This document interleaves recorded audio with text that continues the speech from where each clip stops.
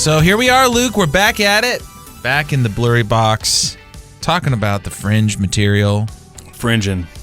Slowly, everyone we know is getting canceled from social media. What a weird time to be alive. I know. It's really interesting. Every day, like someone sends me a video and I go to click on it to watch it and see what's going on. Deleted, gone, scrubbed. Yeah, well, if you don't have the preferred narrative, preferred opinion, you don't get to do it. It's just gone. It's gone. Well, hopefully we aren't deleted one day. So if you go to tune in to Blurry Creatures. Yeah, we'll be on pirate radio. You can't delete this. We got to get this out of the people. I don't know, man. They're we'll put it on ham radio and tell everybody just to tune in on ham radio. We'll do it live. Well, I saw an article the other day that said that they're going after podcasts. It's like the loophole of media they can't control. Well, remember Joe Rogan signed a $100 million deal with Spotify, and then they tried to cancel him right away because it couldn't control him and his narrative. Yeah. Well, people inside the company did. That wasn't going to happen. But Joe Podcast, Joe Spotify. Joe Podcast.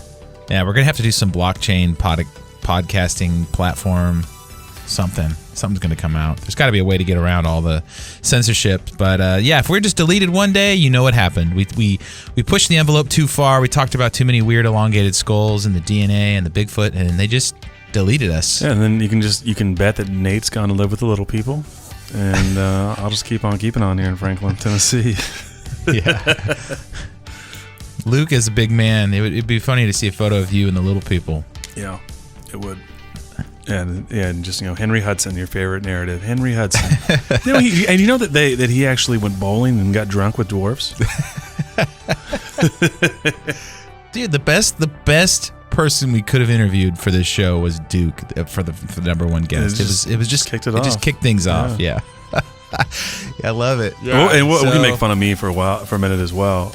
We got a message this last week from a listener that said that every time that I talk, it reminds him of Darius Rucker.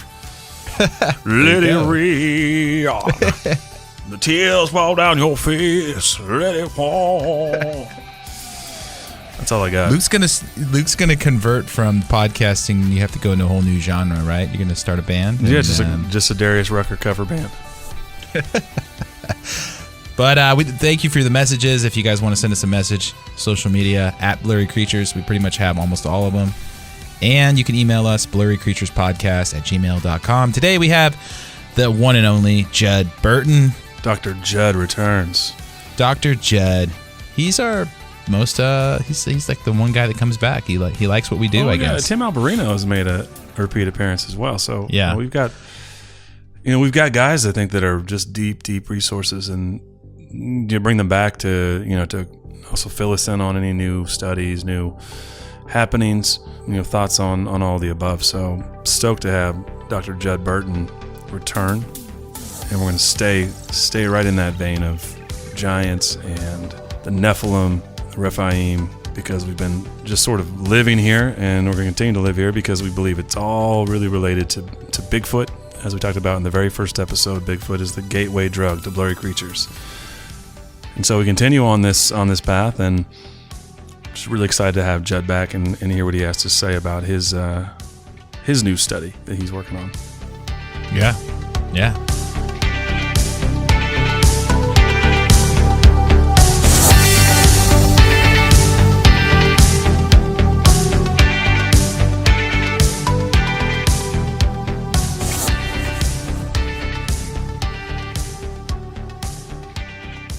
The history of our Earth is so different from what we can imagine.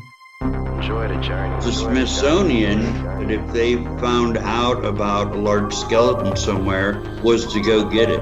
I'm going to assume at least one person is right, because if one person's right, it busts the paradigm. It all goes back to the fallen cherub.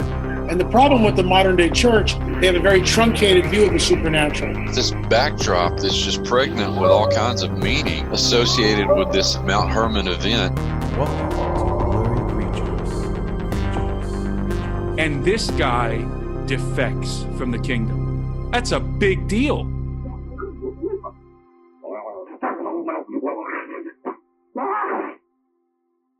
We had Timothy Alberino on the show, and he kind of blew our minds for a couple episodes, and we've been just kind of... Yeah, Tim's got some good stuff, for sure. Yeah, it was a little bit hard to know, like, where do we go from here?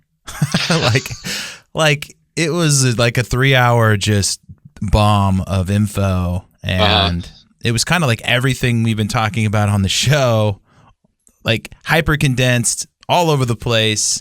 It was a good one. So I think after that, and I love about having Tim on, and I guess and having it, you on Judd and these some of these repeat guys, is his personalities are so different. Like I would say, like Tim is so intense and just like intense. And whereas we can talk about defensive coordinators and actually get a few laughs, where I don't think we get that far with Tim. Yeah, we forgot to press the record button. Those listening, and Judd has a headset on, like he's a defensive coordinator. Right, and he missed it. He talked about how he was in a jazz band and he used to wear berets, and I asked him if he had dreadlocks. And then we just talked about mega pastors, and we covered everything we need to cover before you guys tuned in. He was very stream of consciousness. It was like we were inside the mind of William Faulkner. It really is really weird. It really was one of those things, which is what I appreciate about these interviews. Good to remember 5 minutes in versus an hour and a half in, going, the whole conversation wasn't recorded. You also you're privileged, because if you would have recorded a week earlier, Nate was clean shaven. No kidding. Yeah, now he's yeah. So we wouldn't be the bearded trio. Well, we're kind of, yeah. No. And still, Nate's now gone very far into last place, but we're still going to keep him. I know. Nate, you want to do that intro again? And we can get started. Yeah, I'll do Judd? the intro. Yeah. All right, welcome back to the show, Dr. Judd Burton. Judd, this will be your third episode. Our first episode with you actually is the most popular podcast on the platform so far. You beat Dr. Jeff Meldrum. It's the duel of the doctors. Wow. You win the prize, Judd. Fantastic. Luke is still Dr. Meme, by the way. So we got 3 doctors. Honestly, Judd, I don't even know where this comes from, but this is what Nate thinks is hilarious. Just like I think Nate's obsession with the little people is hilarious. He thinks this is hilarious. Dr. Meme. You said that last time, Judd. And when I was editing, I was laughing because you were like, Dr. Meme. Yeah, you should save that as a soundbite. Yeah, I need That's to. That's a good point. I'm going to have to put that on my Twitter bio before they remove everybody's Twitter accounts. Just Dr. Meme as well. Right. Yeah. Right. Before everything is completely censored we're all away. canceled, yeah. Yeah, it's just AOC left on Twitter. That's it, Yeah, but Judd, you said you were telling us while we were not recording that you woke up in the middle of the night and you had some sort of thought revelation. I don't know if epiphany, but tell us about where the impetus for this, and you emailed Nate and to tell us that you're working on something really interesting, and we'd love to hear about it. I guess the sort of typical imagery of beginning a research project is scholar lost in an archive or library or something like that. Now, there were no Akkadian manuscripts or tablets or anything like that, or linguistics books. I woke up in the middle of the night. Being musicians, you guys understand. You never know when the stuff of revelation is going to hit you for a song or something like that. It was kind of rock and roll. So I took it for what it was, and I was sort of transported to, in my mind, to the lecture hall again. And my world civilization classes, I used to do these little exercises for my students to demonstrate how similar words are retained, and how languages also change over space and time. Specifically Indo-European languages, since we were dealing with the old world for the most part. And you can do this with a lot of words. Usually they're core words like kinship words and object words, position words, time words, institutional sorts of words. But the one that I inevitably always went to, it was really my go-to example, was the word for king. And linguists posit that the bulk of Eurasian languages originated with this what they call Proto-Indo-European, and the heartland for that was in Central Asia, basically. The region between the kind of West Central Asia, the region between the Black Sea and the Caspian Sea. And you had waves of migration over hundreds and thousands of years from this point, and you have the carriage of those languages that change over time from this shared origin. And for instance, when you're looking at a word for king or ruler, when one group broke off and went into the subcontinent of India, their language became Sanskrit, and the word for king in Sanskrit is Raja. And another group broke off and ended up in the Italian peninsula and became the Romans, and their word for king was Rex. And so at the beginning of that, you have a similar construct. You have when you break words, the smallest components of words that you can break them down into are called morphemes in linguistics. And so you have an R and a vowel, and you also have something that's called a cognate, which is a shared idea, a similar idea between words. So obviously there's preservation of that idea in these similar words, these words that are structurally similar. And you could go on with words that sprouted out of Latin, like Spanish. The word for king is rey. In French, it's Roy, and even in English, that was Latinized rather after the Norman conquest, you have words like regal and royal that we retain in usage today. And you kind of get the picture. There's this shared origin in Indo-European languages. And then I started to think about some of the work that people like Dr. Mike Iser and Derek Gilbert, and there's a very good Estonian Assyriologist named Dr. Amara Nus, who's done some really good work too, on the similarity between Rephaim, which of course, building on our last program, the Rephaim were one of the tribes of giants in the ancient Near East mentioned in the Bible. Well, scholars have since linked the root of that word, again, that initial morpheme of an R sound and a vowel, with other words in proximate language groups, specifically Mesopotamian languages and Phoenician language. This word is, or rather Rephaim, that first part, Rop, is related to a word for prince or ruler in Akkadian, which appears most often as Rop or Rob. And these are there's secular usage, but there's also an allusion to dead ancestor kings, because the last portion of that word, the Abu part or Apu part, refers to the Apsu or the abyss in Mesopotamian mythology. Now, in the Ugaritic literature, which was the Phoenician stuff, you have a very similar construct. Rop and Rapi and Rapium also show up in great detail, because there are actually rites and spells and incantations that accompany this funerary cult.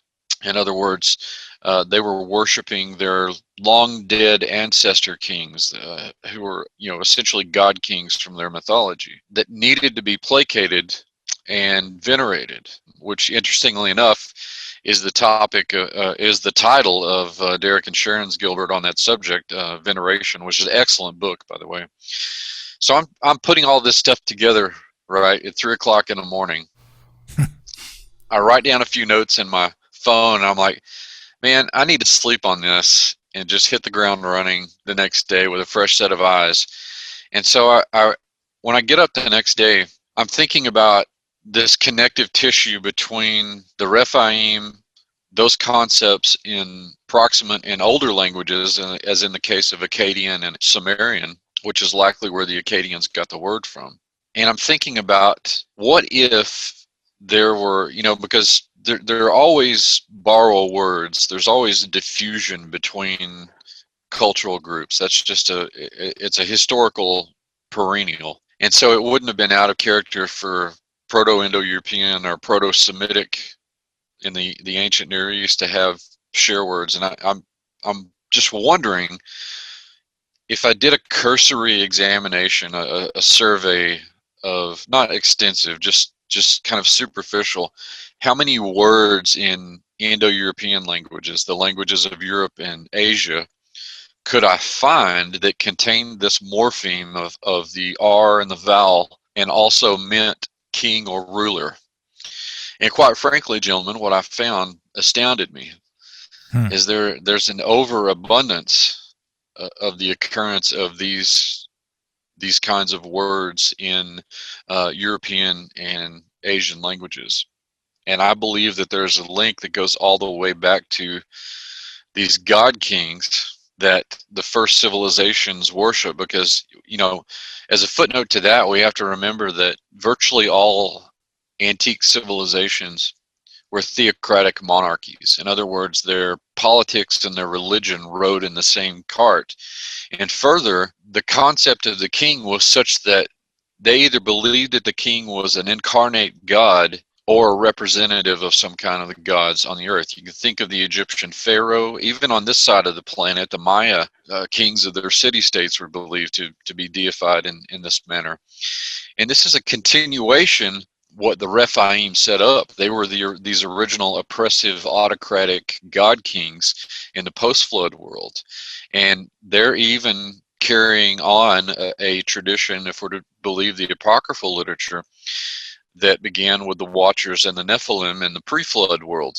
You get some images of it in Genesis 6, but it's really fleshed out in books like Enoch that talk about the oppressive rule that the Watchers and the Nephilim especially exacted over people, because they consumed all of their resources, they enslaved them, they eventually used them as food, they tampered with their genetics. That doesn't sound like a just king to me. So I also believe that this is kind of a piece of cultural engineering, linguistic engineering on the part of the Watchers and the Nephilim, and then the later Rephaim, to take a concept like the perfect, pure, just sovereign of the universe, Yahweh, and then characteristic of the demonic realm, turn it on its head and turn it into something that's the exact opposite.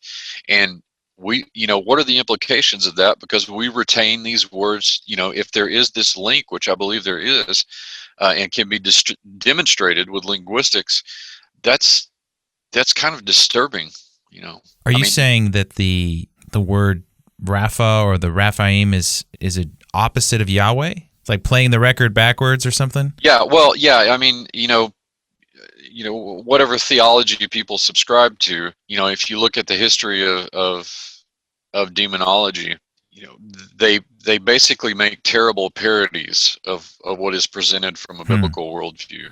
Yeah, it's the counterfeit, right? It's like the Antichrist. It's the exactly. It's the flip. Judd, I find this fascinating, because if we do go all the way back to the beginning, right? These entities, these Watchers, they were in charge of realms, so they come from a kingdom. So when they come to this place and into Earth, then all they're doing is replicating the kingdom structure yet again, except they're putting themselves at the top instead of God. Then what we see replicated on Earth is really a counterfeit or a twisting or a bastardization of what we actually saw in heaven. Yeah, I mean, to a degree. I think that creation, retains a substantial portion of what God, poured into it. I think the human being is an example of that. I just meant in terms of of structure. So if they were just taking the hierarchical structure that we see in a kingdom, and that's why we have kingdoms, and we had kingdoms in our history, right? I mean, again, it goes back to the counterfeit. The Watchers couldn't create anything, right? The chief architect of that celestial coup, Satan, wanted to be God, but he didn't have the power to create. He could only manipulate. And we see that explained in greater detail in Enoch, concerning the Watchers.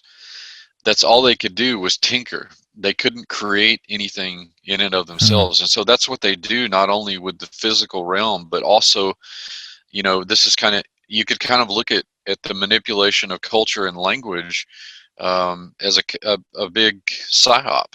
Yeah. Yeah, it's sharing a forbidden and destructive knowledge, as you say in your extrapolation here. I was looking. It's a great read. The sharing of that knowledge that the Watchers perpetrated. Look at what it set off in the pre-flood world. humanity plunged into this age of Lord of the Rings level wickedness, and God said, not that he couldn't see that down the pike, obviously, but we're not going to do this. There's some interesting things about how the giants reappeared on the earth after the flood, and where did this watcher knowledge come from after the flood? And you get bits and pieces. There's a passage in Jasher about Arphaxad and the recovery of this knowledge, because there were some monuments or rocks that the watchers had encoded their knowledge into, and that's sort of how you get a reboot of what's happening in the post-flood world. But yeah, getting back to our initial point, that's what the demonic does, is they manipulate, they try and re-engineer and repackage, and I think there's, like I say, I'm making a case here that there's evidence in this is one word. It has wide-reaching implications because it's a political institution word, and I'm not saying that I'm not saying that there's not a natural flow of language. I'm just saying that this shows, or that the usage of this word is malicious in every instance. But I'm saying that it carries the baggage and the imprint of this manipulation by the Rephaim. So it's like the word has sort of like a DNA that you can trace back. Right. Exactly. And exactly. How many words did you find? You said you found like 100 something words. Just the cursory list that I made was about 80 words. Yeah. And I honed in on the best ones that I found in the paper that I've put out and made available to the public. Yeah, we'll put a link to that in the show notes so you can go. Okay. Yeah, but I mean, great. When Judd, when you lay this out, it's the ancient Mediterranean, Western Asia, South Asia, East and Southeast Asia, Indonesia, medieval Europe. How similar are these words? Well, they're very similar. Well, in construct, I mean, obviously there's going to be regional and some cultural difference, but again, the thing that I'm looking for that tied it all together was the R sound followed by a vowel sound. And the reason that you can sort of play hard and fast with the vowel sounds is that in a lot of languages, those were understood, particularly, I mean, not in oral languages that aren't written down, it's not really that big of a deal. But, like in Semitic languages, like in Hebrew didn't become a written language until about the 10th century BC, and the vowel markings didn't come until later in the writing. They were just understood. And so you got this string of consonants. And so that's why I focused in on words that contain this particular morpheme, even if they had a consonant before the R. But the R and the vowel and this particular idiom, this meaning of the king or ruler, was really the key thing that I focused in on. And it recurs all over the Eurasian continent. So we have a lineage of all this really beginning with the Rephaim, and therefore by default proving biblical giants, right? I mean, that is, well, I mean, this is just another piece to the puzzle. Or at least linguistically, you can make, linguistically. Yeah. I get it. Linguistics is not. It's not Indiana Jones. Okay, it's not the most engaging, part of anthropology, but it can be quite abstract. I mean, there's a mathematics to it. The Proto-Indo-European language, for instance, is kind of I talked about it being a reverse engineered language, because linguists examine all these similarities between, words like king that sprout out of Indo-European. Conceivably, because of the proximity of the Proto-Indo-European heartland and the ancient Near East, where Proto-Semitic would have been, using the same kinds of methodology, conceivably there could be a language that predated Proto-Indo-European and Proto-Semitic that both of these groups branched off of. And when you begin to consider the possibility of that, that's a big language group of mutually intelligible dialects and pidgin languages. And looking at that through the lens of the Bible, that sort of looks like the one language that people spoke before the Tower of Babel. So Let's go back to the beginning then. What the Rephaim first appear in Genesis 14. That's the first time that we see that used, correct? That's right. Talk about the origins for a second, because I think it's important not only for this context, but also for the context of our discussion about giants, is that this is where it really begins. Yeah, the first reference to the Rephaim is in Genesis 14, and it's describing the story here is about a war between an eastern coalition of kings and interestingly enough, before I get into that, it's a story about a war between these kings from the east and a coalition of kings from around the Transjordan region, around the Dead Sea. And the Rephaim are mentioned in this context. So the possibility is that some of those kings of this Transjordan Levantine coalition might have been Rephaim. That's not to say that some of these eastern kings weren't either, because one of those kings, within his name is contained this root that we're talking about here, Rap, Amraphel, and it also shows up in other names like Hammurabi, the great Babylonian lawgiver of the early Amorite Babylonian period. So yeah, this is the first appearance of that word, and of course it occurs in other places in the Old Testament.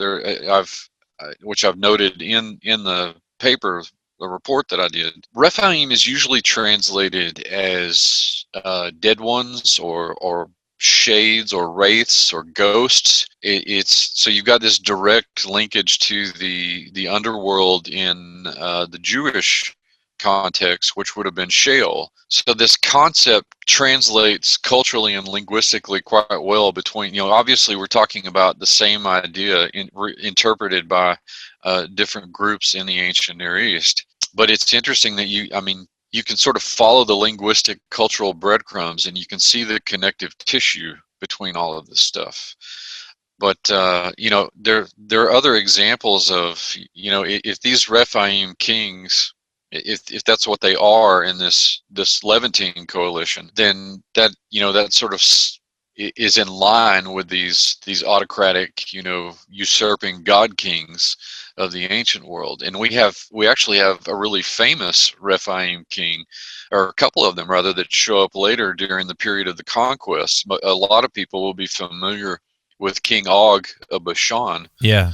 Who was a Rephaim that ruled amongst the Amorites, but also his brother Sihon, who was a king amongst the Phoenician peoples. This kind of reminds me.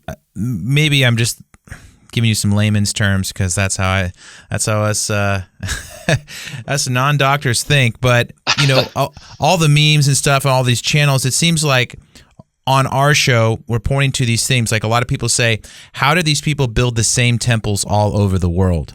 How do these people have gold and metals with them? Why do they build the same type of pyramids? Why do they build the same stone structures?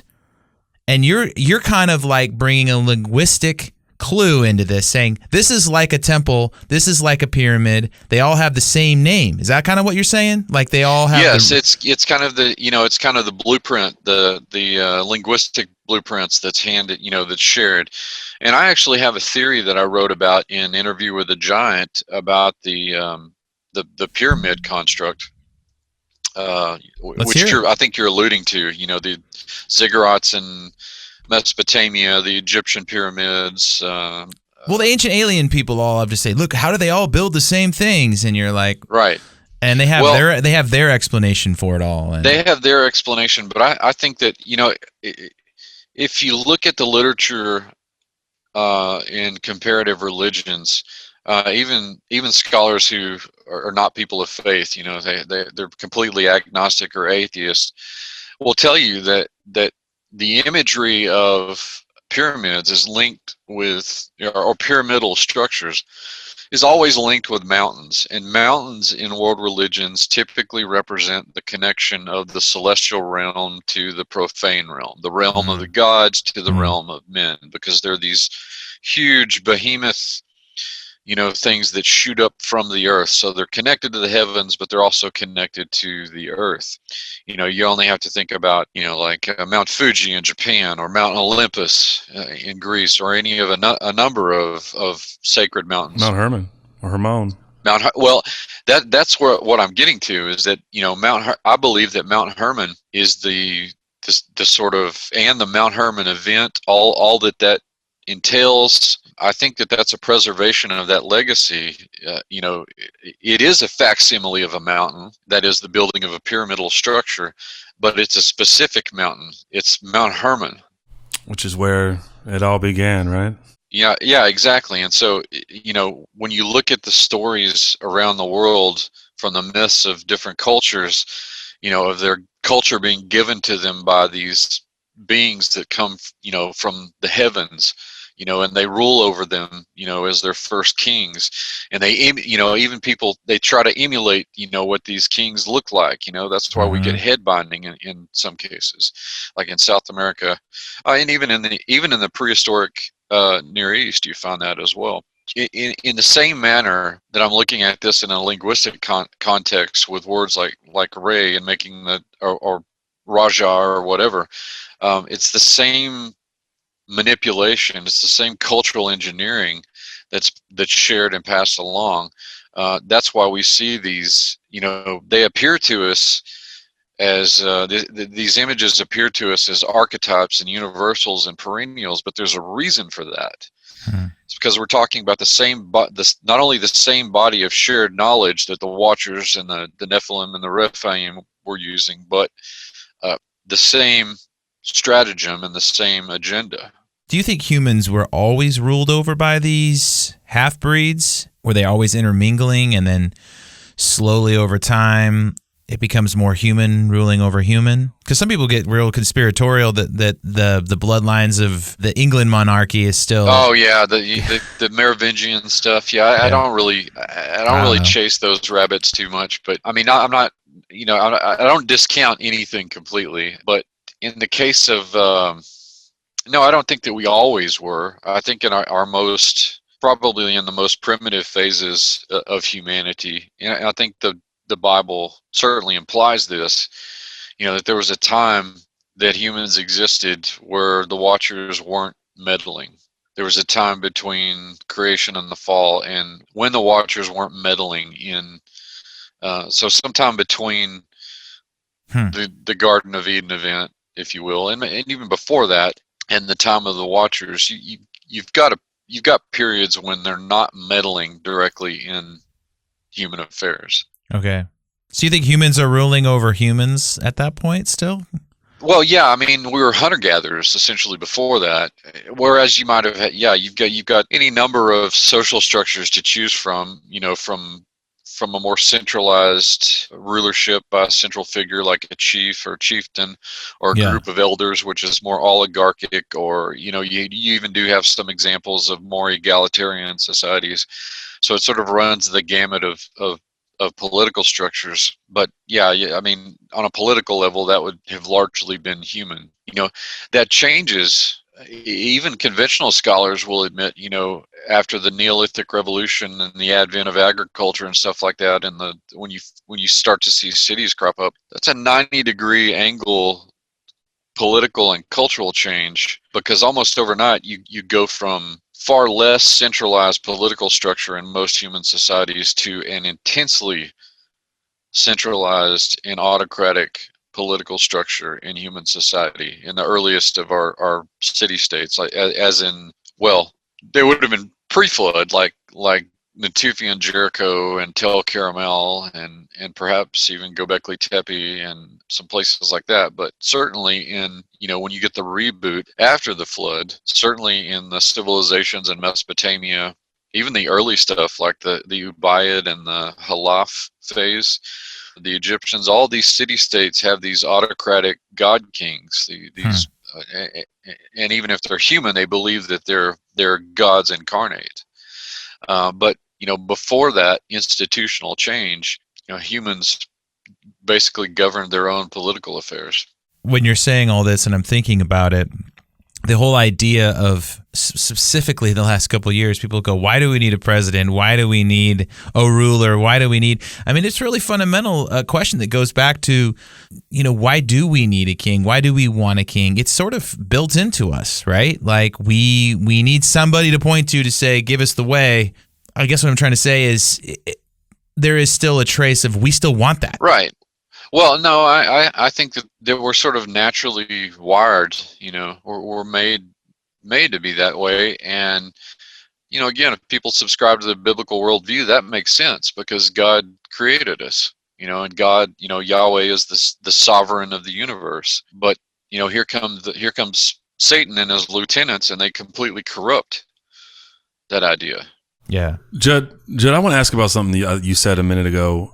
When you talked about the actual word of Rephaim and how it translates into wraiths or dead ones, I think about in Egypt when they're coordinating to Pharaoh and they do what they call the ceremony of raising Osiris. And I want to know, I know that a lot of the Rephaim we talk about, like Og, and specifically his brother, they were giants, as is recorded in history. But do we see further down the line that this Rephaim, this idea of the dead ones, that possibly these kings are allowing their bodies to be vessels for the spirit, the dead ones, for the Nephilim? I mean, because I'm reading this thinking, I never thought about this before. I know there's a lot of weird stuff where certain civilizations, the Egyptians specifically, because I know more about the Egyptians, believed that their king was a god king and that they had these ceremonies that their priests would do in these incantations that would raise this spirit and it would inhabit. So is some of what we see with the Rephaim actually a very real, possibly a very real, like, possession of rulers by these spirits of the giants, the Nephilim? And that would be the risen, the Rephaim, the risen ones. Is that it? That's certainly possible. I mean, particularly if we're talking about the spirits of the Nephilim, who became the demons, according to the Enochian literature. And that, of course, again, that tracks with the New Testament stuff, the usage of, like unclean spirits that shows up not only in the New Testament, but it shows up in the Enochian stuff. That's certainly a possibility. Or, with this new, rebooting, I think was the word that I used, of Watcher technology or Watcher knowledge, they're able to create this new line of giants, the Rephaim. And who knows? They may have been meat puppets for these demonic, spirits that existed, that were on the earth, that are still on the earth. I thought it was interesting, just with the linkage to Sheol and the underworld, but again, I mean, linguistically, I think it's what you're saying is fascinating. The idea that this all roads point back to the original words in this for a ruler or a god king as being Rephaim. Do you kind of see this like a discovery? Like, have you'd never heard this before, like, or thought about that before, the wording? Not with the Indo-European connection. I was pretty well versed in the ancient Near Eastern stuff, and I was following what my peers were doing. But it didn't occur to me until God woke me up at 3:00 in the morning. Yeah. That it might reach far beyond the ancient Near East. So, like, I'm a visual person, and I like visual metaphors. So let's say, like, there's like a red-headed trait that starts with this word, Rapha, and there's a little bit of red hair that goes all over the world, and every single word that relates to kings. Is that kind of what you're saying? Like, you can see that red hair if you peel back the onion layers and go, oh, there it is. Even though it looks dark, there's still a little red in the beard, right? Is that kind of? Yeah. I mean, if you use that as a metaphor, then yeah. I mean, we're talking about the same sort of process. But that's what I'm saying, because words carry so much cultural DNA in them. They don't just spring up out of nowhere. They have a reason. Yeah. Well, yeah. Exactly. And it's purposeful, and it tracks over geography and amongst different peoples. And for this much continuity to exist, you can't call that a statistical anomaly. Is this kind of like discovering, like, in your world, like an unknown primate or animal, or is it on that scale, or is it just kind of? Well, Maybe. I like to say, that's why I'm calling this a hypothesis. That's why I titled my paper a preliminary report, because I'm just beginning to, as you say, peel back the onion. This is, I'm at the very start of this. And, there inevitably will be other words. But if it's just a few word similarities, if you just have 5 or 10, that's one thing. But if you have almost 80 at just your first glance. And can you give us some examples of those words? Yeah, I'd be happy to. I'd be happy to. And you don't even have just spreading out, let's say, into the Eastern Mediterranean. You've got a good example, or a couple of good examples. I've already mentioned Rex, the Latin word for king. But interestingly enough, in Linear A Greek, which was the sort of Proto-Greek that the Minoan civilization spoke on the island of Crete, there's a good example. Most people will be familiar with the story of King Minos and the labyrinth and the Minotaur. I've been there. I went there on my honeymoon. We went to Crete and went to the Minoan. Fantastic. It was pretty. Yeah, you toured the palace. Yeah, Knossos. and I actually went over the velvet ropes like I wasn't supposed to, and I went in the little holes, like little catacomb things, till they kicked me out. My wife, my brand new wife, was not super excited about that, but I had to try. You did. The local authorities didn't take you into custody. No, they just like, who's this giant American? Just forgetting where the. That's an interesting site, and it sort of looks like the labyrinth in its layout. Yeah, it's crazy. It doesn't make a whole lot of sense structurally, but I'm so pissed. All these places I've been to, a lot of we went all over the UK with my band and stuff, and I'm like, dang it, I was in all these cool spots, and I didn't have any of this knowledge. I wasted all this world travel, and you got to do it again, anyway, mate. That's all. I got to do it again. You've got time now to think about it until we can travel again. Now that we're all in lockdown, you can think about what you want to do if we return. Yeah, but you can dust off that fanny pack, Nate, once they allow all these doors to open, and you can get back out there. Big guy, put on that Hawaiian shirt, that fanny pack out. Do you actually have a fanny pack? Yeah, and it's coming back. Theoretically speaking, it's funny. My cousin visited me last week from California, and he had one. He was rocking it with the short shorts, no problem. He was going everywhere. It's like my dad. My dad never quit. My dad's never quit. I hope he's listening, because my dad likes to listen to our show too. But I'm like, Dad, you never gave up on the fanny pack.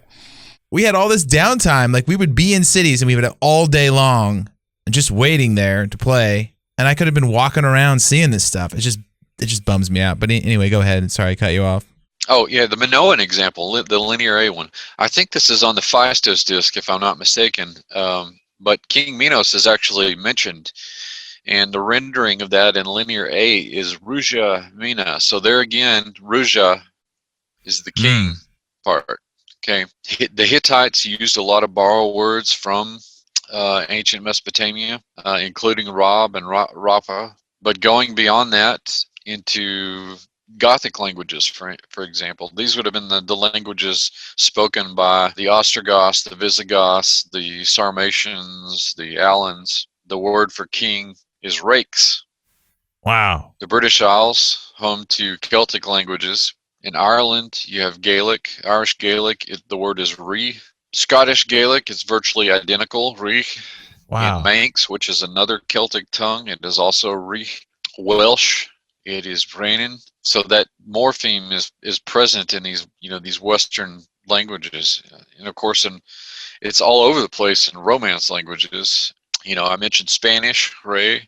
So this all comes to you in the middle of the night. Like, Luke wakes up at 3 a.m. and thinks of memes, but you were Dr. Judd and Dr. Meme, right? So this yeah, is, he's Dr. Meme. Right. I don't deal in that world. That's not my specialization. Yeah, he wakes up and he's like, man, I got this meme's gonna go viral, but you're waking up thinking about languages. Yeah, just put the cat and the salad together, and then but Dr. Judd's on the level. He's like, just think of all these words that they all. I'm just trying to figure out like the connections there, like what you're actually thinking at 3 a.m. Like, is it what's going on in the brain? I don't speak all of these languages, so I had to use resources to go and find these words. But the Romance languages were kind of a starting point. The next day when I started doing my work, I knew Ray from Spanish. That's one of the languages that I've studied. French, Roy, so it just, I just wanted to see how many of these that I But you think it was a divine thing that hit I you? think that it was both. I think that it was, it was a divine revelation, but it was also God putting my training to use. That's right.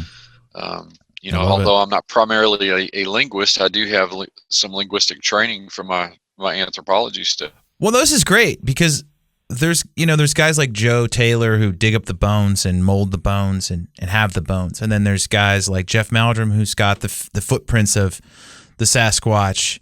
And then there's the Michael Tellingers and where they have the fossils. And then there's the Indiana Jones types like Tim who go around and try to get stories of actual living giants today. And then there's the scholars who are saying, look, the words are all the same. They all go back to these king rulers. So do you think that all the original kings were ancient giants, and then it just slowly get bred down the line and to where it's just mostly human blood? Yeah. And then keep going though. And do you think it's all after that? Answer this: Is there still? Do you think there's still like Rephaim and Nephilim DNA that exists in our genetic pool? I think inevitably there has to be. It's hard to, because we don't know exactly just on a biological level what we would be looking for. It's hard to track that, but I think inevitably there has to be, because clearly there was intermarriage between the tribes of giants in the ancient Near East and humans. I know that one of the things in the conquest days of the Bible was to wipe these tribes out, right? It's the whole back to the thing we talked about, in episodes ago about people stumbling blocks in the Old Testament, and how could God sanction genocide, right? And then you realize that these are all, essentially armies of orcs, like you would experience in the, in Lord of the Rings. Right. These are not human. So then, I got to wonder, like, did some of that survive? And how does that manifest if it does? But answer Nate's question, because that made me think of my question, and here we are in stream of consciousness again. So Nate's, am I continuing with examples of words? Was that the last question Nate had? I think my question was: are all ancient kings ancient giants? Is that the origin, and then they slowly breed out? Yeah, the first of them are, and whether the interbreeding with humans is responsible for that, or just purely human kings that were part of this cult, this religion that was started by the Watchers and the Giants.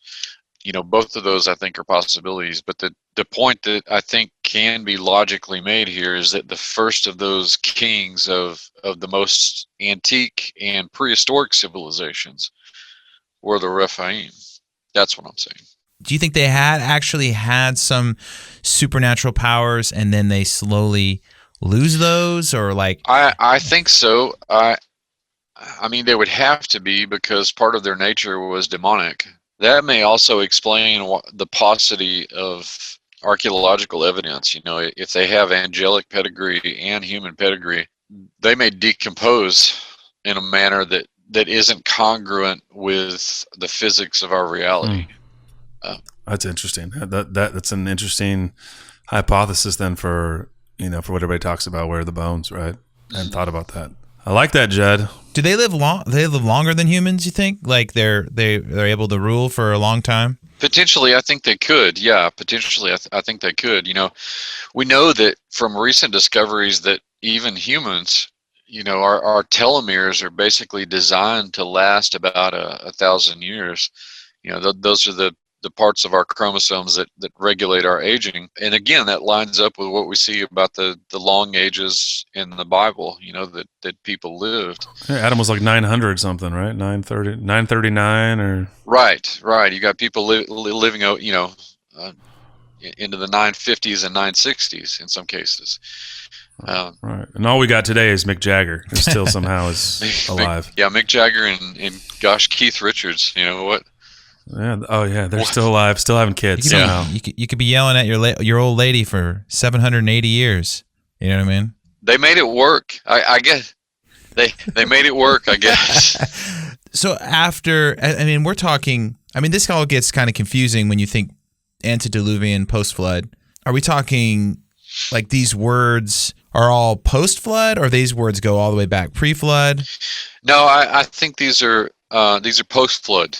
Okay. Not that there couldn't be some holdover from the pre-flood world, because the connective tissue there that you have is, ostensibly Noah and his family. Yeah. So that's not to say that there wouldn't be some linguistic carryover, but just looking at what we have to work with, I'm only taking this to, directly after the flood. So that we're talking about post-flood within the last 8,000 or 9,000 years, in my opinion. And that's something we have to really get into our show, is just trying to figure out how in the heck these things came back.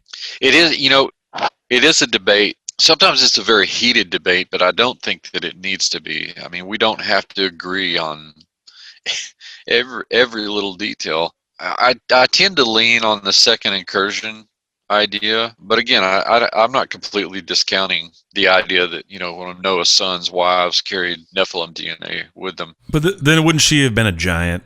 Like, so he has this giant wife, and Noah's like, maybe she can't. Well, not necessarily. I mean, it all has to do with the activation of certain parts of your genetics, or like even take full genetic expression, which is the best physiological potential that a member of a species has. If we're provided with the right nutrients and oxygenation and that sort of thing, then the potential is there to achieve that full genetic expression. That's why we get megafauna in prehistory and dinosaurs and things like that, because there was more oxygen in the atmosphere in prehistory, and why it makes giants, a possibility as well. Some of the things we've been coming up with, some of these giants post-flood could have been 18, 20 foot tall. So clearly, I'm kind of with you. I don't know if it comes through on the ark. It just seems like it seems like something so totally different. I can completely. If we look at Enoch, though, Nate, and Judd, maybe you can answer this. At what point are the Watchers in prison? Then if they're in prison, then how do we have a second incursion? And I don't know how that timeline lines up. Maybe that's worth. Well, out. That's not to say that the 200 Watchers that fell, that came to Mount Hermon. The sense that I get is that that's not the entire totality, the regiment of angels that sided with the devil's coup.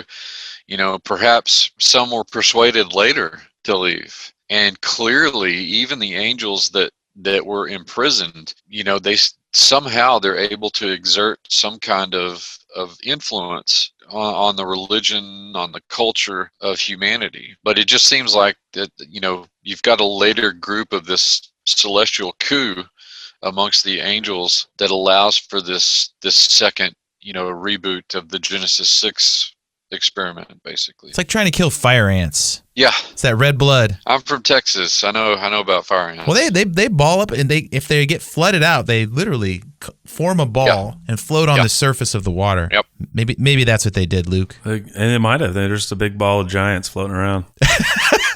A big ball of giants. I'm more towards I mean, if Noah's wife was like 12 feet tall, I don't think Noah would have been like, get on the boat. On the ark with us. You seem normal, right? Yeah. Well, I mean, where does Bigfoot come from? How does it fit into that?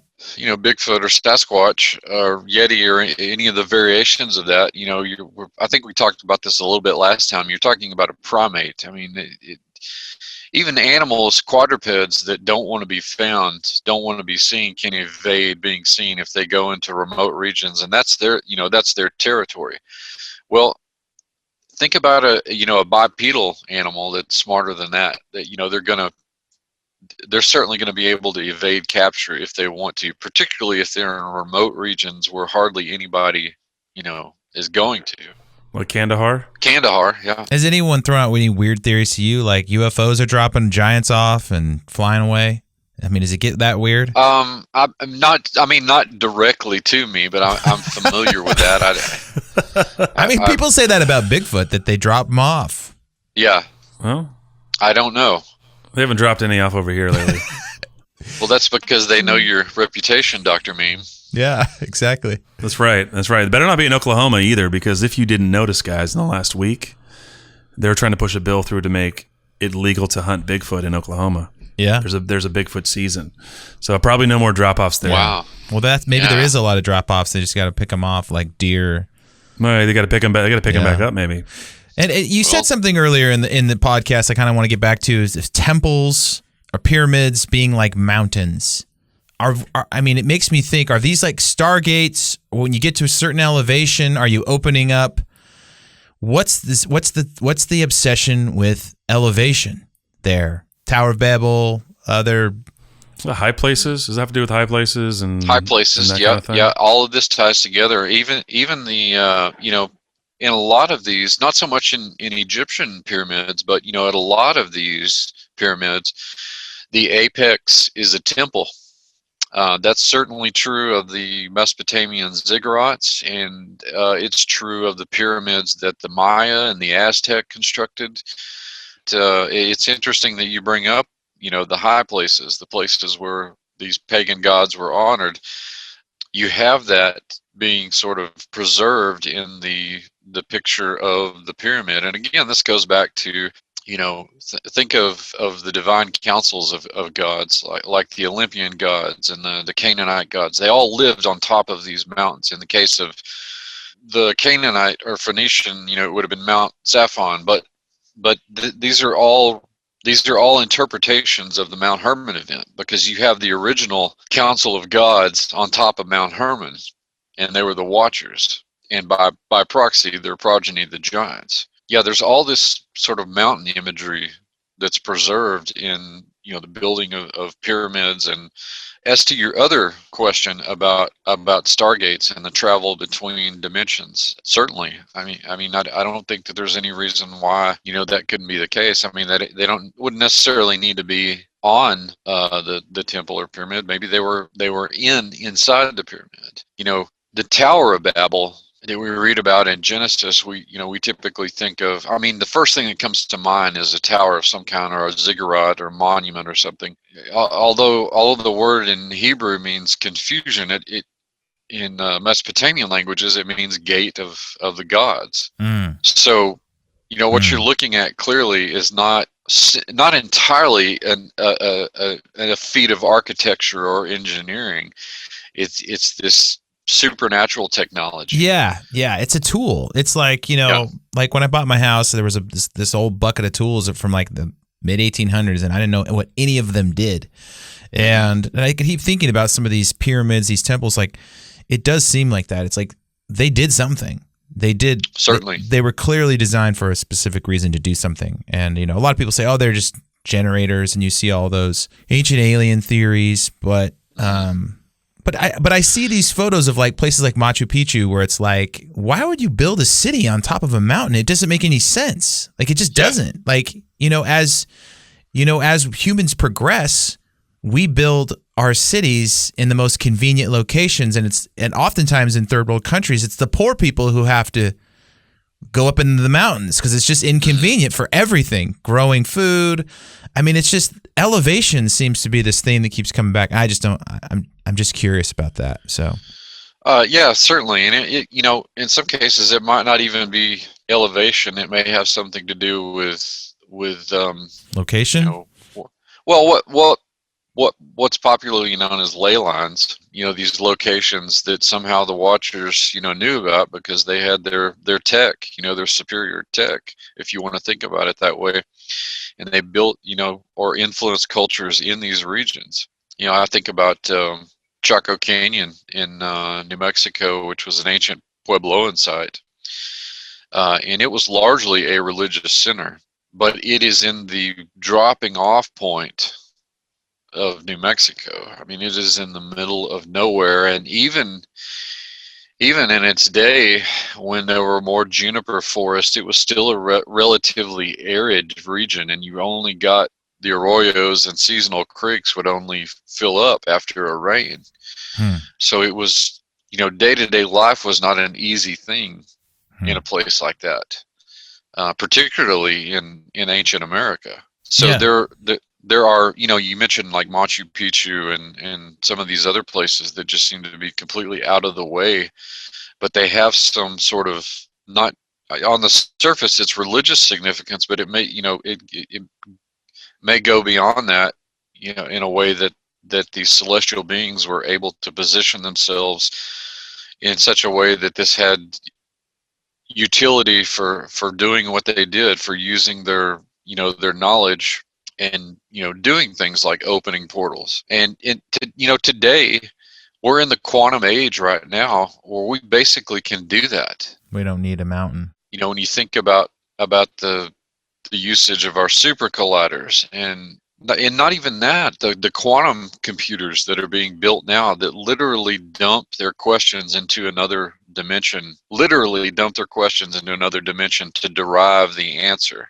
It just sounds like an Ouija board, like. Well, yeah. Again, the line between technology and science, and on the one hand, and magic on the other, becomes real blurred, doesn't it? I mean, that's what you do with an Ouija board. You just ask it a question, and then this other dimension tells you the answer. So right. So that's what I'm saying. I mean, where do you draw the line between magic and science now? This is a good segue, Judd, because I had an exact question about this, and really about what you touched on earlier with veneration. Can you talk a little bit about because the Rephaim, and when we talk about Rephaim, it talks about the dead ones, and there was belief that through what spells or incantations and stuff, they could somehow harness these long dead god kings. Talk about that just for a second, thoughts on that, why that happened, and I mean, because that plays a part into the linguistic stuff that you write about here in your paper. Yeah, well, it's all about cementing these ideas in culture. A chapter to this, An Interview with a Giant, I give examples of how this religion of the Watchers and the Giants was continued in all of its variations, especially throughout the ancient polytheistic world. That's why I began applying anthropological models to the study of giants. Like, what if we looked at these groups like ethnographers study, people, like if they go into the Amazon, and they study a group of Indians, right, or something. We consider all of the, because there's a culture at work here. They had a culture in and amongst themselves, which involved language and the manipulation of language and the transmission of language. But here's an example. For when Og of Bashan is killed during the conquest at the Battle of Edrei, there were obviously either enough of the other Rephaim or followers of his cult to honor whatever cultural traditions they had about their funerary requirements, because they take his body from there to the Transjordan region. And actually, there was an expedition in 1911 to this region that recorded all of the megalithic structures, all the dolmens and such in the Transjordan. And what they found was that there were a number of these basaltic sarcophagi that exactly matched the dimensions of Og's bed. Having said that, there were in that region, actually, that entire region near the Avarim, the mountains of the Avarim, where Mount Nebo is, that entire region has long been associated with the Rephaim. So you can see that there's a cultural significance that they ascribed to it, and there was an element of their culture that required them to honor this king of theirs and do the proper funerary rites. Again, the importance of those sorts of things, even amongst humans, to honor these long dead ancestor kings or god kings, is very well fleshed out in the the Ugaritic material, the Rosh Hashanah text that the Phoenicians.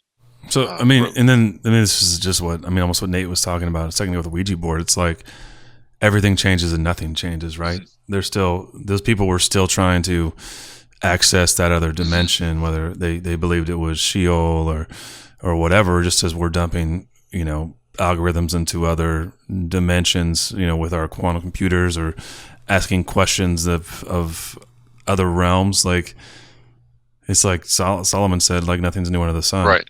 It's fascinating to me that everything changes and nothing changes. Well, right? And we seem to be coming around. The arc seems to be diving a little bit now to where we're,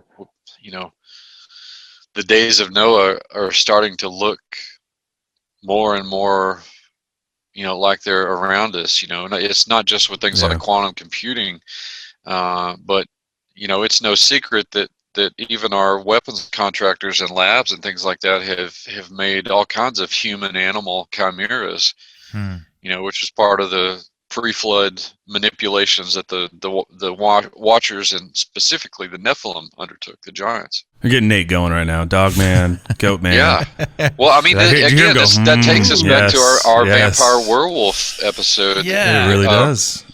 I just, when I hear all this stuff, it just stumps my mind that there are whole sects of Christianity that don't even believe in the devil.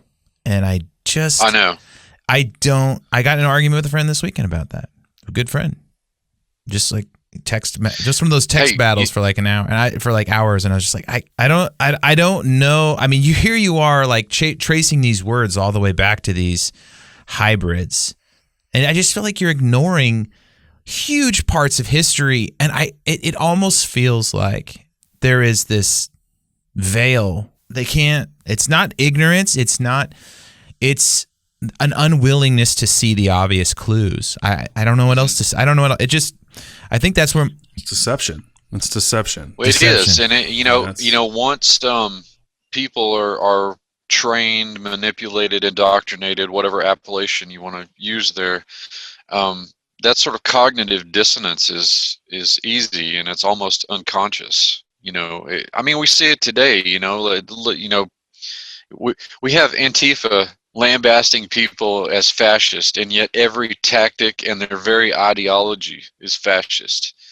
It's probably one of the best examples of cognitive dissonance that we have now. All of the virtue signaling that goes on today is so firmly rooted in cognitive dissonance. So that sort of willful ignorance,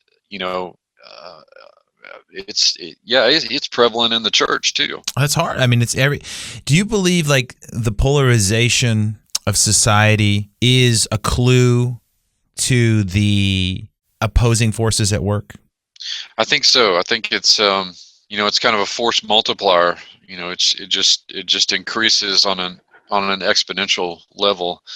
And I mean, we've gone through some pretty horrific periods in world history where people literally did think that it was the end of the world. In the 14th century in Europe, you had the bubonic plague, you had, 2 massive famines, lots of localized war going on in Europe.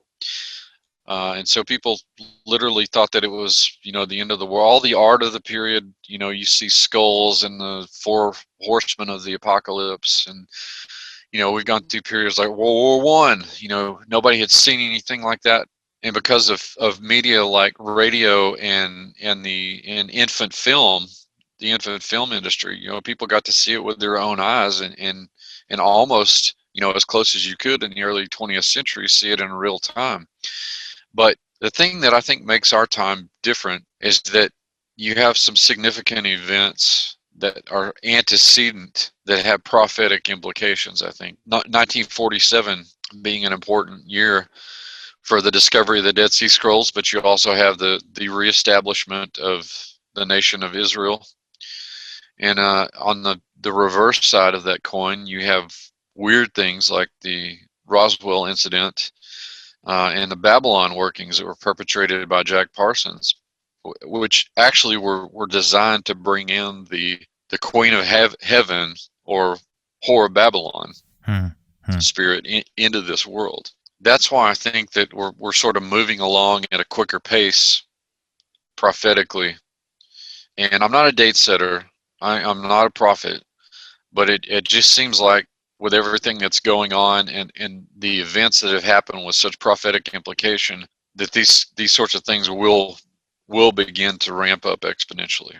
Do you see people doubling down on the lies? Like, what happens when, like, I have a lot of friends who are trying to save the church by using this very highly rational, the conservative movement is killing the church and that's the problem kind of thing. And I'm just like, I honestly think the biggest threat to the church that's coming is alien disclosure. Yeah. Because I think it's coming, and no one's theological view know what to do with aliens, but I think it seems to be coming. So, Chuck Missler, tried to open I think he was one of the first anyway.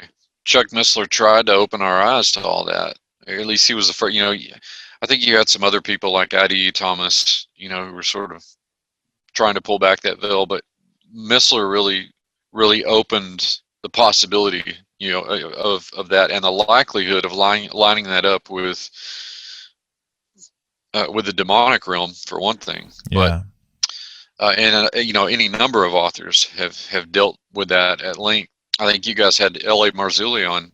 Yeah. LA's done some work, in that area. It makes a good case, for it. Well, him and Tim, they took that, they blew the doors wide open on the podcast with those things, because we hadn't really talked about that before. Yeah. So I always cringe a little bit when we start talking about aliens, just a little bit. They are not. They are not Luke's little people. You know what I mean? No, they're not. No. Well, it's it's the way that we think about them. It's the way that we're sort of conditioned to, by pop culture to think about them as look at the boons that they could provide for us. Or I tend to agree with Stephen Hawking. There's really nothing that we should want from these things, because and he was certainly not a person of faith, but he recognized that if they can get here with whatever medium they're getting here, then why in the world would they want to collude with us? Yeah. The chances are better that there are nefarious behind why they would want to make contact with us. Yeah, I mean, we're so self-destructive as it is, and we don't really. Yeah.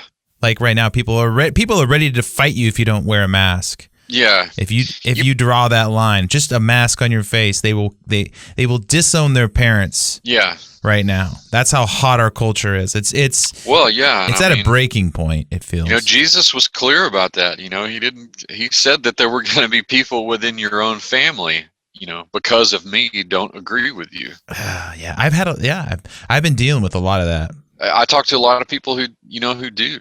In some cases, it separates marriages. I'm just having these conversations. The Giants is, to me, like the gateway drug to opening up the Bible to see it from this part of the story. Helps you make sense of the Bible, and I think that's why we keep coming back to the Giants, because it's not for everybody, but it's an important part of. Maybe I'm reading the Bible wrong, Well, I agree. I agree with, Steve Quill made a statement one time that the Giants were like the Rosetta Stone of the Bible.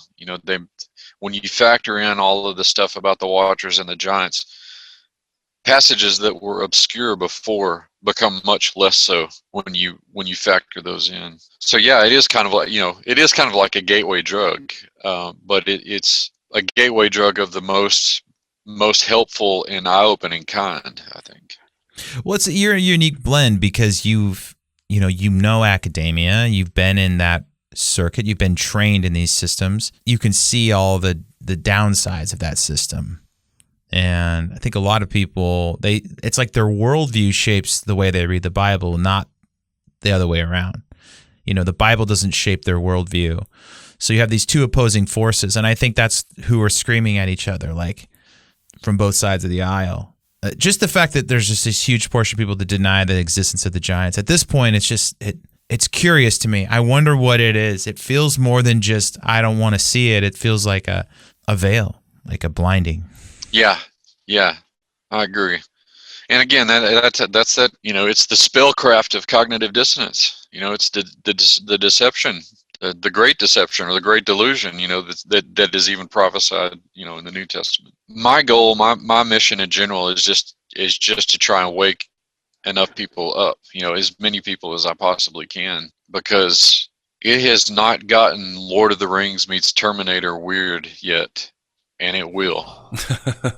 And a lot of my peers have talked about this too. But just the imagery of chimeric creatures or giants marching down Main Street. That's not outside the realm of possibility.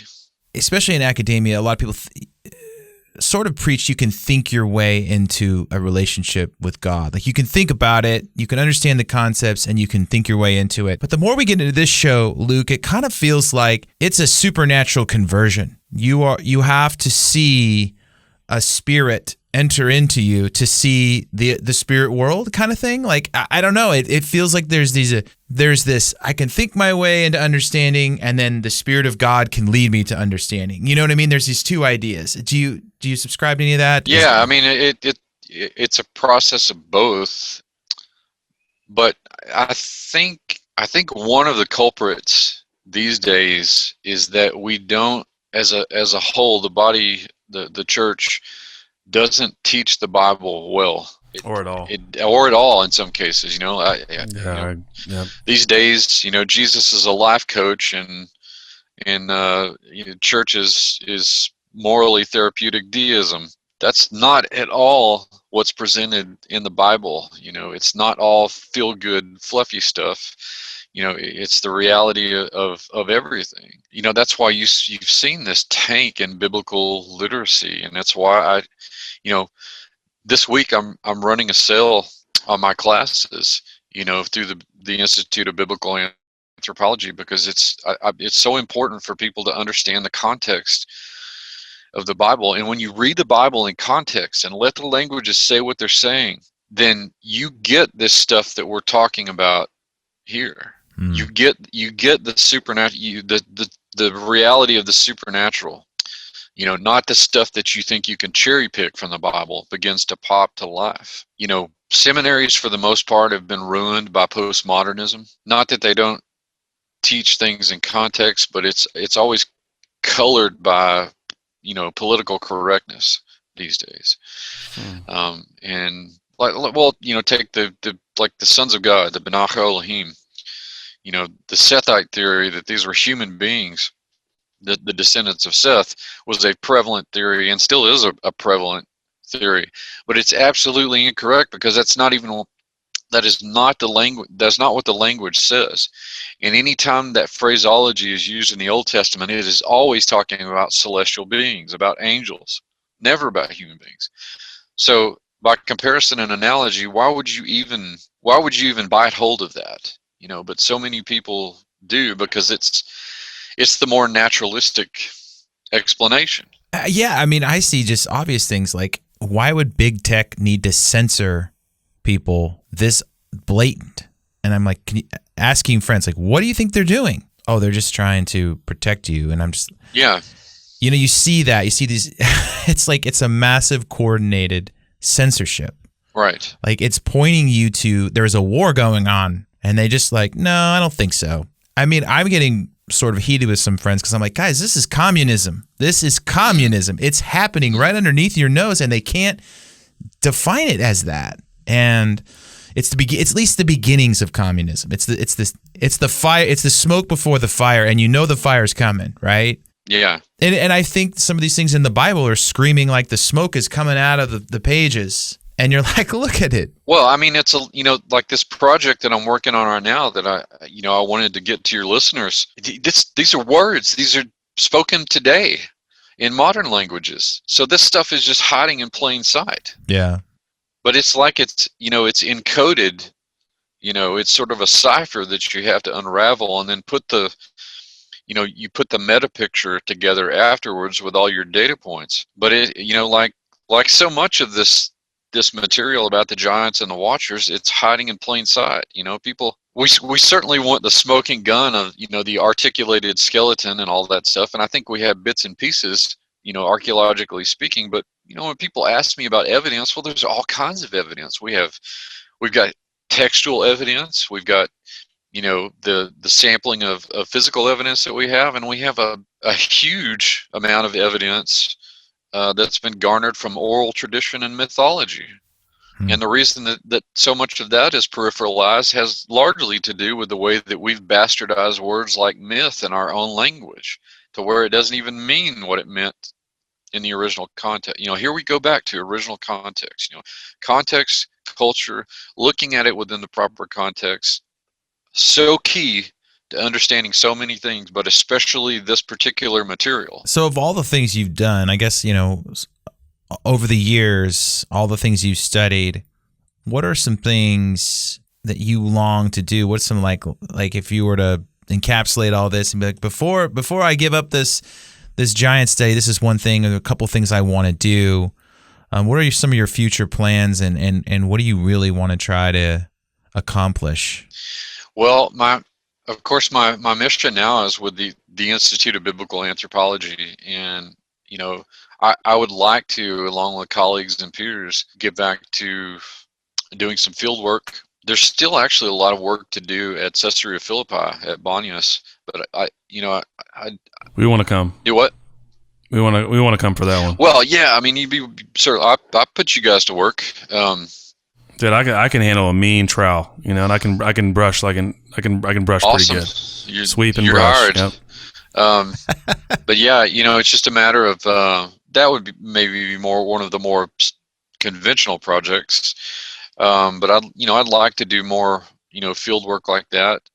And I've got just a buku ideas for books that I've just been sitting on and just now getting to because I have the time. That's part of the reason I left academia, is because I didn't have any time to get to these projects that I really felt God wanted me to devote my time and energy to. And what are some of the messages you get when people read your material? What do they say to you? It's been largely positive. I would say overwhelmingly positive.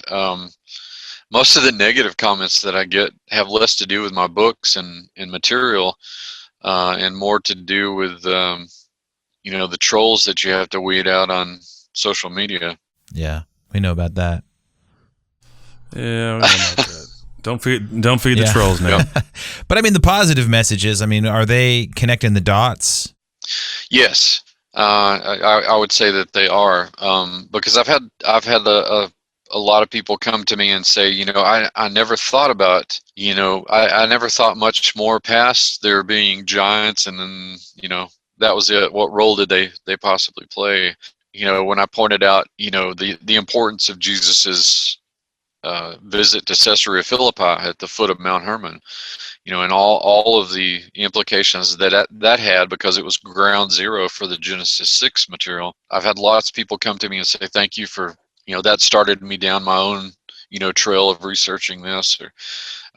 So that's edifying for me, and it's confirmation, that I'm doing what I need to be doing.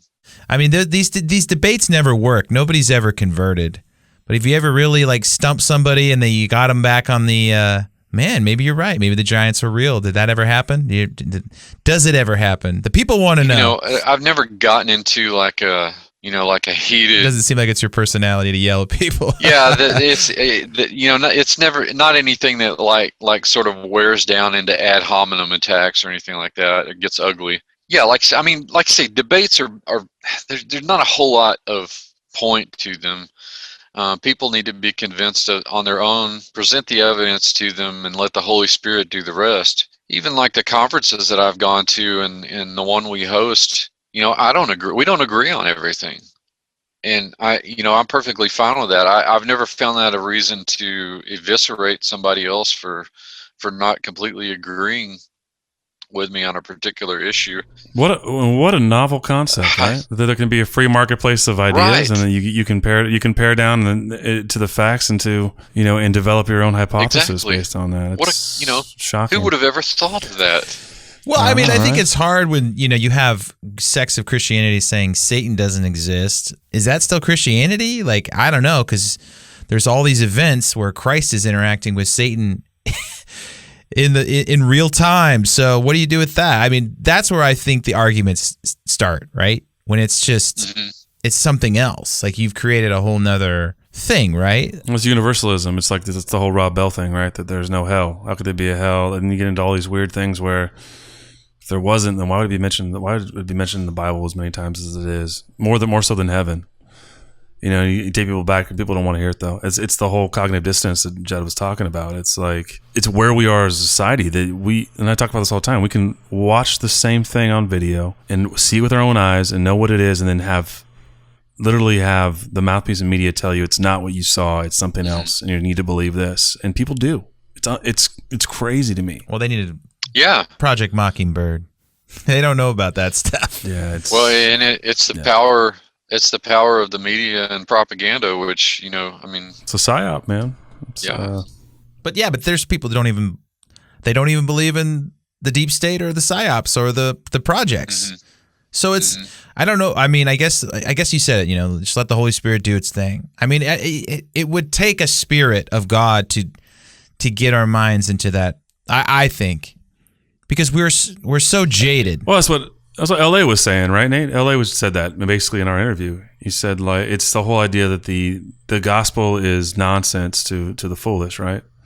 I'm paraphrasing badly, but God uses foolish things to confound the wise. Yeah, when you give your testimony, or you minister to somebody, or you present the plan of salvation, or whatever, it's the same thing. All you can do is lay out the facts and what you believe, and it's up to that other person to make the decision, and the Holy Spirit to convict them to do that. So it's a similar kind of, not with the same amount of eternal impact, obviously, but it's the same kind of thing, and I think that's something that's sort of been lost, maybe in, we're talking about biblical literacy and the teaching of the Bible, and we've thrown away the proper way to do that, and you end up with workbooks and Sunday school books of that chock full of just feel good lessons.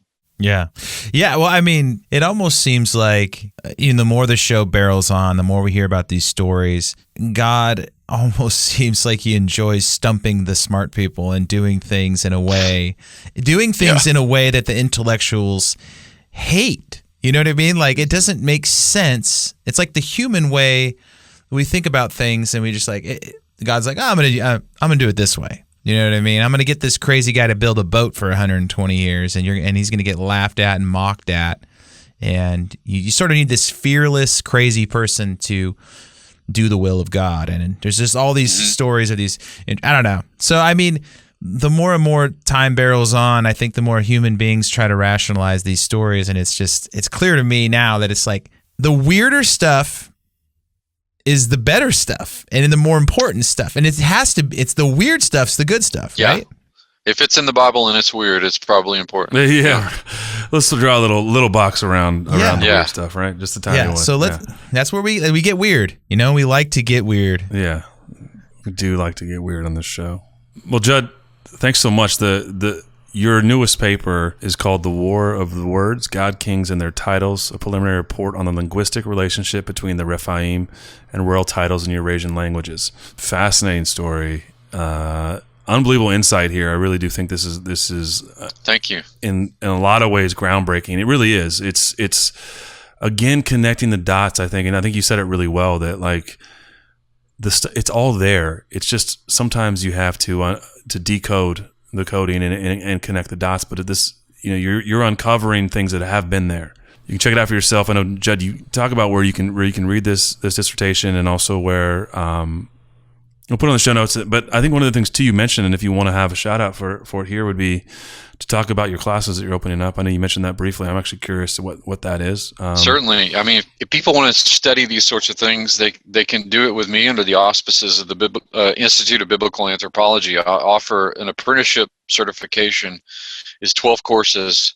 And, I know money's tight right now. And so I knocked $50 off of the original price, and it's going now through the end of, and I may extend it a few days, but now through the end of the month, it's $150. And people can study, I have biblical anthropology, archaeology, geography, biblical history, the more orthodox sorts of things. I've got some language stuff, apocrypha, Christian history. And then, in the electives, you're going to find things like giantology and biblical demonology and things like religions of the Bible and witchcraft in the Bible. And people can access that. Well, if they want to study with me, they can email me at professorburton@yahoo.com. They can also look at burtonbeyond.com and tioba.org, which is the Institute website. Awesome. Yeah, thanks, Judd. Thanks for digging up those linguistical bones. My pleasure.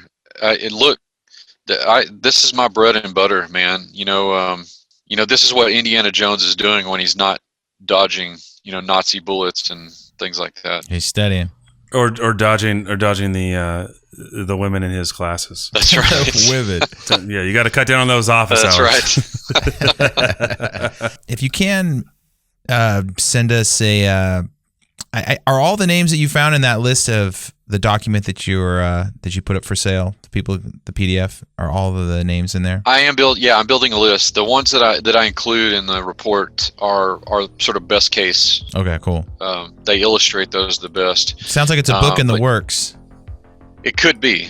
It very well could be. Yeah. And it's just this one word. Oh, I love it. You know, if you look at all the other core. I like where I like where you're going with that, Judd. I see what you're doing there, Judd.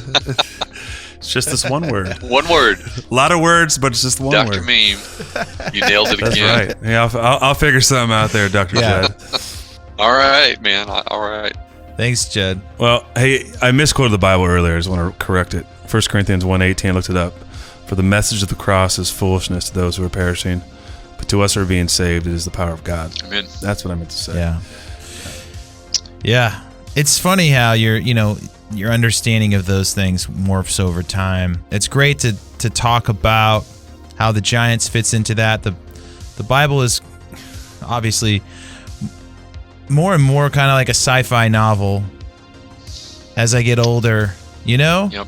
And I think that's hard for people. It is. Yeah. Well, yeah, like I said, Lord of the Rings meets Terminator. We'll have to have you on again when you write this book about the one word. Well, I'll keep you apprised of my progress. Keep us apprised of any other epiphanies as well, because we always like to be first in line if we can be. Absolutely. Now, I want to see your dreadlocks next time, too. They're not there, man. I'm telling you. Thanks, guys.